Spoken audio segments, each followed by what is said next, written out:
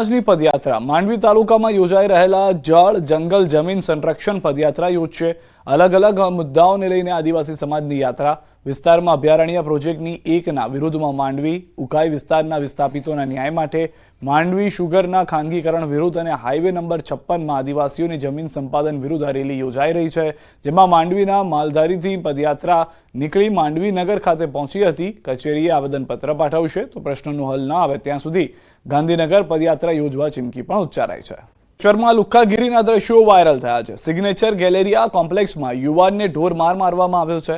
5 થી 6 શખ્સોએ પટ્ટા અને તમાચા માર્યા। શનિવારે રાત્રે ઘટના બની હતી। મારામારીનો વિડીયો વાયરલ થયો।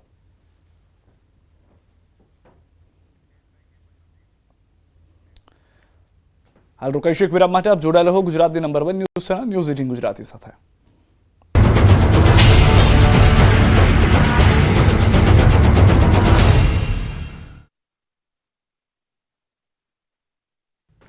રાજ્યમાં સ્થાનિક સ્વરાજની ચૂંટણી દરમિયાન અનેક મતદાન મથકો પર ઈવીએમ ખોટવાવાની ફરિયાદ મળી। ચાલુ મતદાન દરમિયાન મતદાન મથકો પર ઈવીએમમાં ખામી સર્જાઈ, જેથી મતદાન મથકો પર મતદારોનો કલાકો સુધી રાહ જોવાનો વારો આવ્યો। દ્વારકાથી લઈને જૂનાગઢ અને બિલીમોરાથી લઈને ગીર સોમનાથ સુધી ઈવીએમ ખોટવાયાની ફરિયાદ મળી। વલસાડ જિલ્લાના ધરમપુર પાલિકામાં મતદાનમાં વિલંબ થયો, કેમ કે વોર્ડ નંબર 1 અને 4 માં ઈવીએમ મશીન ખોટકાયું। વોર્ડ નંબર 4 ના ઈવીએમનું બટન કામ ન કરતા મતદાન અટવાઈ પડ્યું હતું। ટેકનિકલ એરર આવતા મતદાન અટક્યું હતું। મામલતદાર અને ચૂંટણી અધિકારીઓએ સ્થળ પર પહોંચી ટેકનિકલ એરરનું નિરાકરણ કર્યું। આ તરફ નવસારી અને બિલીમોરામાં પાલિકાની ચૂંટણીમાં ઈવીએમ મશીનમાં ક્ષતિ જોવા મળી। વોર્ડ નંબર 2 ના બૂથ પર 5 માં ઈવીએમ ગડબડીની ફરિયાદ। મતદાન ન થતું હોવાનો કોંગ્રેસે ઉમેદવારે આક્ષેપ કર્યો। કોંગ્રેસના ઉમેદવાર રામબાબુ શુક્લાનું બટન ઈવીએમમાં ન દબાતાનો હોબાળો થયો। આ બાજુ સુરેન્દ્રનગરના થાનમાં પાલિકાની ચૂંટણીમાં ઈવીએમ ખોટકાયું। થાન પાલિકાની ચૂંટણીમાં વોર્ડ નંબર 6 માં ઈવીએમમાં ખામી સર્જાતા મતદાન રોકવામાં આવ્યું। ઈવીએમ મશીન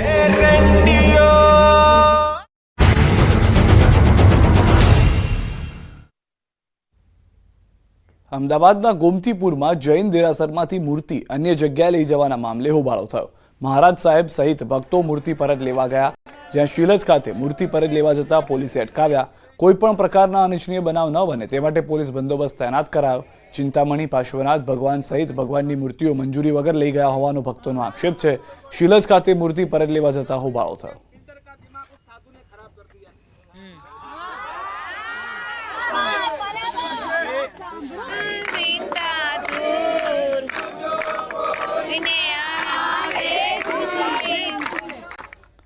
સચિવાલયમાં લાગી આગ। બ્લોક નંબર 7 માં લાગી હતી આગ। એક ફાયર ફાઈટરની મદદથી તરત આગ પર કાબુ મેળવાયો છે। શોર્ટ સર્કિટના કારણે આગ લાગી હોવાનું પ્રાથમિક તારણ છે। બીજી વખત આ ઘટના બની છે કે જેમાં સચિવાલયમાં આગની ઘટના ઘટી છે। આની પહેલા પણ સચિવાલયમાં જ્યારે આગ લાગી હતી ત્યારે કેટલાક કાગળો બળી અને ખાક થઈ ગયા હતા। વધુ માહિતી ન્યૂઝ 18 સંવાદદાતા ગૌતમ પાસેથી મેળવીશું। ગૌતમ, કયા કારણોસર આગ લાગી, વધુ શું જાણકારી આગની ઉપર? ચોક્કસથી ગાંધીનગરના જૂના સચિવાલય જે છે તેમાં આગ લાગી હતી। બ્લોક નંબર 7 માં જે છે ત્યાં આગ લાગી હતી ને એક ફાયર ફાઈટરે તરત આગ ઉપર કાબુ મેળવ્યો છે। જો કે શોર્ટ સર્કિટ ના કારણે આગ લાગી હોવાની બાબતો જે છે તે સામે આવી રહી છે। અગાઉ પણ આ જ પ્રકારની ઘટના છે તે ઘટી હતી, પરંતુ સમય સૂચકતા વાપરવાના કારણે આગ જે છે તે ત્વરિત કાબુમાં લેવાઈ ચૂકી છે। જી ગૌતમ, આ પહેલા પણ એક વખત સચિવાલયમાં આગની ઘટના ઘટી ચૂકી છે। આ વખતે કયા વિસ્તારમાંથી? કારણ કે પાછલી વખત એવું થયું હતું કે કેટલાક કાગળિયા બળી ગયા હતા। આ વખતે નુકસાની લઈને કોઈ અંદાજ? ચોક્કસથી કોઈ નુકસાની એટલે કે જે આગ લાગી હતી ને ત્વરિત કાબુમાં કરી લેવાના કારણે કોઈ નુકસાની જે છે તે થઈ નથી, પરંતુ ગાંધીનગરની જે જૂના સચિવાલય છે ને બ્લોક નંબર 7 જે છે તેમાં આગની ઘટના જે છે તે પ્રકાશમાં આવી હતી। આભાર ગૌતમ સમગ્ર માહિતી બદલ। પેટ્રોલ પંપ પર પોલીસ કર્મી અને માલિક વચ્ચે માથાકૂટ થઈ। પોલીસ કર્મી સાઉથ બોપલમાં આવેલા પેટ્રોલ પંપ પર ડીઝલ પુરાવા જતા હતા। પેટ્રોલ પંપ પાસે વારંવાર ગાડીમાં પંચર પડતું હતું। પોલીસ કર્મીને શંકા જતા તેને પેટ્રોલ પંપ માલિકને રજૂઆત કરવા ગયો। પેટ્રોલ પંપ માલિકે પોતાની ઓળખ નિવૃત્ત ડીવાયએસપી જગદીશસિંહ ચુડાસમા તરીકે આપી હતી। બંને પક્ષો વચ્ચે ઉગ્ર બોલાચાલી થઈ હતી। સમગ્ર મામલો હાલ બોપલ પોલીસ મથકે પહોંચ્યો। પાલનપુરના તાજપુરામાં આવેલી પ્રયાગરાજ સોસાયટીમાં બાઇકની ચોરીનો બનાવ સીસીટીવીમાં કેદ થયો છે। ઘર આગળ પાર્ક કરેલી બાઇકની ચોરી કરી અજાણ્યો ઇસમ ફરાર થતો સીસીટીવીમાં કેદ થયો છે। મોડી રાત્રે અજાણ્યો ઇસમ બાઇક ચોરી કરતા સીસીટીવી કેમેરામાં કેદ થયો। બાદમાં વેજ બિરયાની ઓર્ડર કરતા પહેલા ચેતી જજો।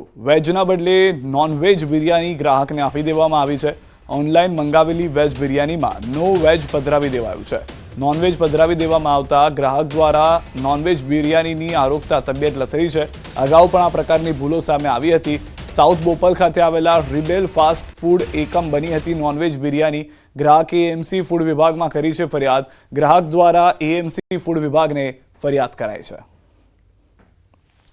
તો દ્રશ્યો આપ જોઈ રહ્યા છો. ગ્રાહકને ઉપર સ્ટીકર પણ જે છે તે વેજ બિરયાનીનું મારીને મોકલવામાં આવી રહ્યું છે. ગ્રાહકે ખાતા પહેલા એ પણ વિચાર્યું નહીં, કારણ કે ત્યાં વેજ લખેલું હોવાથી તેને બિરયાની આરોગવાની શરૂ કરી.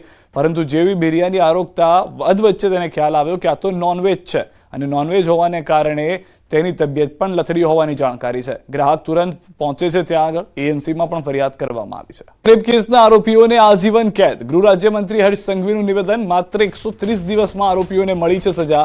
પોલીસ અને કોર્ટનો આભાર. સંઘવીએ કહ્યું કે આરોપીઓને અંતિમ શ્વાસ સુધીની સજા મળી છે. માત્ર 130 દિવસમાં કોર્ટની અંદર કેસ ચાલીને આજે આ 3 આરોપીને અંતિમ શ્વાસ સુધીની સજા અપાવવામાં સુરત જિલ્લા પોલીસ અને પોક્સો કોર્ટને આ બદલ હું આભાર બી માનું છું. માફિયાઓનું સૌથી મોટું પાપ. મહિલાઓની સોનોગ્રાફી સમયના સીસીટીવી. યુટ્યુબ, ટેલિગ્રામ પર વિડીયો કર્યા અપલોડ. સાયબર માફિયાઓએ તસવીરો કરી અપલોડ. કેટલાક અપલોડેડ વિડીયોમાં ગુજરાતીમાં સંવાદ. વાયરલ વિડીયો ક્યાંનો તે તપાસનો વિષય. વિડીયો મૂકી રૂપિયા કમાવાનું કૌભાંડ. મેમ્બરશિપ આપી વિડીયો બતાવવાનું કારસ્તાન. સમગ્ર મામલાની સાયબર ક્રાઇમે શરૂ કરી છે તપાસ. સમગ્ર મામલે સાયબર ક્રાઇમે મોટો ખુલાસો પણ કર્યો છે. યુટ્યુબ અને ટેલિગ્રામ ચેનલના ક્રિએટર વિરુદ્ધ સાયબર ક્રાઇમે તપાસ શરૂ કરી છે. ગુજરાતી ભાષામાં સંવાદ છે એ અંગે તપાસ કરવામાં આવશે. વિડીયો ક્યાંનો અને કઈ હોસ્પિટલનો છે તે અંગે સાયબર ક્રાઇમ તપાસ કરી રહી છે. ટેલિગ્રામ ગ્રુપમાં કોઈ ગુજરાતીમાં સંવાદ નથી. ગ્રુપમાં સાઉથ ઇન્ડિયા સહિત અન્ય રાજ્યના લોકો જોડાયેલા છે. યુટ્યુબ પર અપલોડ થયેલા વિડીયોમાં ગુજરાતીમાં સંવાદ છે, જે અંગે ક્રાઇમ બ્રાન્ચ તપાસ કરશે. આ બંને આ જે યુટ્યુબ ચેનલ છે અને એ ટેલિગ્રામ ચેનલ છે, એ બંનેના જે ક્રિએટર છે એમની વિરુદ્ધમાં તપાસ ચાલુ કરી છે. પ્રાઇમા ફેસી અત્યારે એ ખબર પડે છે કે જે વિડીયો છે એમાં જે કોન્વર્ઝેશનમાં ગુજરાતી લેંગ્વેજનો ઉપયોગ થઈ રહ્યો છે, પણ કઈ હોસ્પિટલનો વિડીયો છે એ હજુ સુધી અમારા ધ્યાને નથી. એ બાબતની અમે આગળ તપાસ કરી રહ્યા છીએ. ગ્રુપમાં કોઈ ગુજરાતીમાં સંવાદ નથી મળેલો. જે ટેલિગ્રામનો યુટ્યુબમાં જે વિડીયો પોસ્ટ કરેલો છે એમાં જે પેશન્ટ છે અને જે નર્સ હોય છે એમને જે બે કોન્વર્ઝેશન છે એ ગુજરાતીમાં છે. આ જે ગ્રુપ છે ટેલિગ્રામનું, એમાં સાઉથ ઇન્ડિયાના બી અમુક વિડીયો હોવાનું ક્લેમ કરે છે. વિડીયો એમાં કોઈ અત્યાર સુધીમાં વિડીયોમાં લિંક નથી આવી, ખાલી સ્નેપશોટ મૂકેલા છે. તો સાયબર માફિયાઓ કોણ છે, કોણ આ વિડીયો લાવતું હતું, કેટલા લોકો આમાં સંડોવાયેલા છે, તમામ મુદ્દે તપાસ થઈ રહી છે. જે ગ્રુપના લોકો છે તેમાંથી કેટલાક ટેલિગ્રામની અંદર જે ગ્રુપના લોકો છે તે સાઉથ ઇન્ડિયન હોવાની જાણકારી છે. જે ભાષાનો ઉપયોગ થઈ રહ્યો છે તેમાં સાથે જે સંવાદ જોવા મળી રહ્યો છે વિડીયોની અંદર, તે જે યુટ્યુબમાં વિડીયો અપલોડ કરવામાં આવ્યો છે, તે યુટ્યુબમાં વિડીયો જે અપલોડ કરવામાં આવ્યો તેમાં ગુજરાતીમાં સંવાદ જોવા મળી રહ્યો છે. હવે આ જે પણ હોસ્પિટલના વિડીયો છે એ કઈ રીતે લીક થયા એ પણ મોટો સવાલ છે. શું હોસ્પિટલના કેટલાક લોકોએ જાણી જોઈને આ વિડીયો સીસીટીવીમાં જે હતા તે લીક કર્યા છે, કે પછી સાયબર એટેક થયો અને હોસ્પિટલના સીસીટીવી વિડીયોઝ જે છે તે વાયરલ થઈ ગયા? આ તમામ મુદ્દે સાયબર ક્રાઇમ તરફથી તપાસ શરૂ કરવામાં આવી છે.